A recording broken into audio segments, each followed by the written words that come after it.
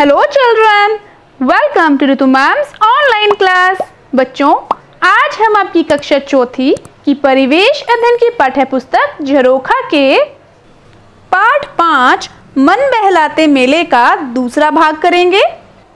देखो बच्चों, last class में हमने पेज नंबर 39 पर ये प्रश्न उत्तर किए थे और हमने यहाँ तक कंप्लीट कर लिया था। आज हम इससे आगे चलेंगे। बच्चों, आपको इसके सभी पार्ट्स देखने हैं और बाकी सब्जेक्ट्स की भी वीडियोस आपको देखनी है तो आप मेरे channel educational vibes with Ritu Malik and educator पर जाकर देख सकते हैं। और हाँ बच्चों, अगर आपने अब तक मेरे चैनल को सब्सक्राइब नहीं किया है तो चैनल को सब्सक्राइब ज़रूर करें और उसी के साइड में जो बेल आइकन है उसको ज़रूर प्रेस करें ताकि मेरी आने वाली सभी वीडियोस की नोटिफिकेशंस आपको मिलती रहे। तो चलो बच्चों, शुरू करते हैं दूसरा भाग, पाठ 5 मन बहलाते मेले का। देखो, सबसे पहले हम यहाँ पर इस चित्र पर नजर डालते हैं। देखो क्या नजर आ रहा है आपको? कुछ व्यक्ति नृत्य कर रहे हैं और कौन सा नृत्य है यह पता है आपको? यह हमारा हरियाणवी नृत्य है। देखो वेशभूषा, देखो हमारे हरियाणा की वेशभूषा है यह। क्या आपको आता है बच्चों हरियाणवी नृत्य? आपको पता है हरियाणा का लोक नृत्य कौन सा है? धमाल। हमारे हरियाणा के लोक नृत्य का नाम है धमाल। तो चलो बच्चों, यहाँ पर पढ़ते हैं और जानते हैं यहाँ क्या लिखा है। झूलों का आनंद। मेले में कई तरह के झूले थे। एक जगह बच्चे काठ के घोड़ों पर बैठकर झूल रहे थे। एक झूला बहुत ऊपर जाकर नीचे की ओर आता था। मैं और मेरा भाई इस झूले पर बैठे।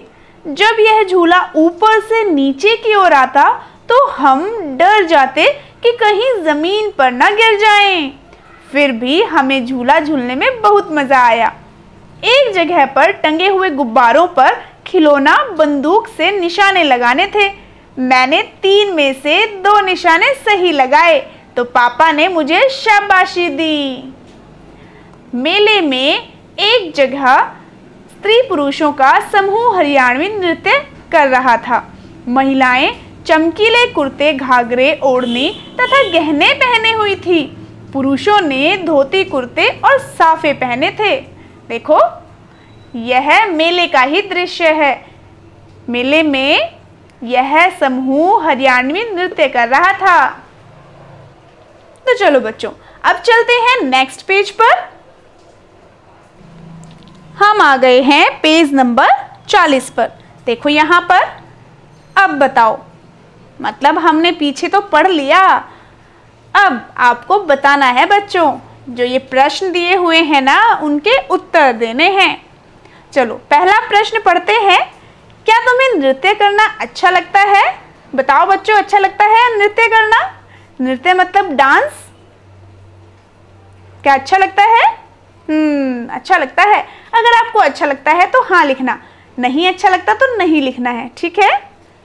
अगला है, तुम्हें कौन कौन से नृत्य करने आते हैं? जो भी नृत्य करने आते हैं वो आपको यहाँ लिखने हैं। देखो, जैसे मैंने ऑप्शंस में दिए हैं धमाल नृत्य, भांगड़ा, हिमाचली नृत्य। अगर इनमें से आपको कोई नृत्य आता है तो आप लिख सकते हैं। अदरवाइज जो आपको नृत्य आता है वही आपको लिखना है, ठीक है। ये नहीं लिखने हैं, जो आपको आता है वही लिखना है। अगला है, हरियाणा के लोक नृत्य का क्या नाम है? मैंने आपको बताया भी था, है ना, धमाल है हरियाणा के लोक नृत्य का नाम। चलो, ये प्रश्न भी हो गए हैं, इनके उत्तर हमने कर लिए। अब आगे कठपुतली का खेल। क्या आपने देखी है कठपुतलियाँ कैसी होती हैं? देखो ऐसी होती हैं। और क्या आपने कठपुतली का खेल भी देखा है कहीं? बताओ, कहीं देखा है? कुछ बच्चों ने देखा है। अच्छा लगता है ना? बहुत अच्छा लगता है, मैंने भी देखा है। देखो, ये कठपुतली क्या कह रही है? ये पता है क्या कह रही है? ये कठपुतली कह रही है, मैं भी पढ़ने जाऊंगी, पढ़ी लिखी कहलाऊंगी।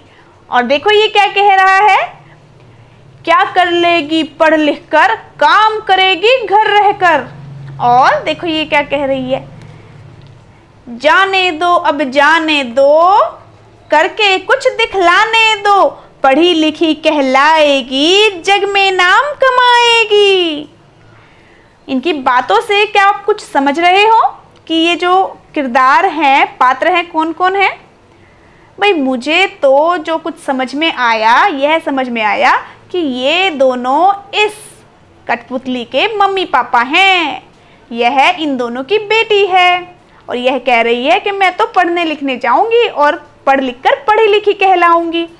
और इसके पिताजी पापा मना कर रहे हैं कि घर का काम करो घर में रहकर, और मम्मी कह रही है अरे इसको जाने दो, पढ़ने दो, पढ़ेगी लिखेगी तो जग में नाम कमाएगी, हमारा भी नाम रोशन करेगी और अपने देश का भी नाम रोशन करेगी, है ना।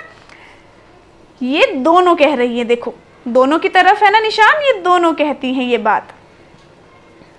और अब देखो यहाँ लिखा क्या है, ये भी देख लेते हैं। हम तो कठपुतलियाँ ही देखते रह गए, सुंदर लग रही है ना। चलो अब यहाँ भी पढ़ लेते हैं बच्चों। तभी हमारी नज़र उस ओर गई। वह बच्चा कहता है कि तभी हमारी नज़र उस ओर गई जहाँ बहुत से लोग खड़े थे। हमने पास जाकर देखा कि एक आदमी कठपुतली का खेल दिखा रहा था। वह जो कुछ कह रहा था कठपुतलियाँ वैसे ही कर रही थी। मुझे कठपुतलियों का खेल बहुत अच्छा लगा। देखो उसने यह वाला खेल देखा है कठपुतलियों का, जो हमने देख भी लिया। अच्छा है ना। हाँ देखो किरदार के तो नाम भी लिखे हैं। देखो हमने तो सही अंदाज़ा लगाया था। देखो यहाँ लिखा है ना, यह बेटी है, यह पिता, यह दादी और यह माँ है। बस हमने इसको माँ बता दिया था, है ना। यह तो दादी है और यह माँ है इस बच्ची की। अब चलो बच्चों आगे क्या है, आगे है अब बताओ, मतलब प्रश्न है इसमें और हमें उत्तर देना है। क्या प्रश्न है? प्रश्न है क्या तुमने कभी कठपुतली का खेल देखा है? कक्षा में इसके बारे में अपने साथियों के साथ बात करो। हमने तो अभी बात की थी ना इस बारे में। बच्चों अगर आपने कठपुतली का खेल देखा है तो हाँ लिखना, और नहीं देखा है तो नहीं लिखना, ठीक है।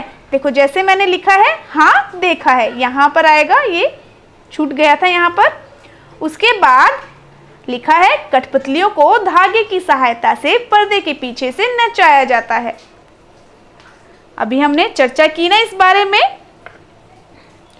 और धागे को उंगलियों में ऐसे इस तरीके से लगाया जाता है, उंगलियां ऊपर नीचे होती है और कठपुतलियां बोलती है और डांस करती हैं, और उनके हाथ पैर उन उंगलियों से ही चलते हैं जो उनको चला रहा होता है उसकी उंगलियों से।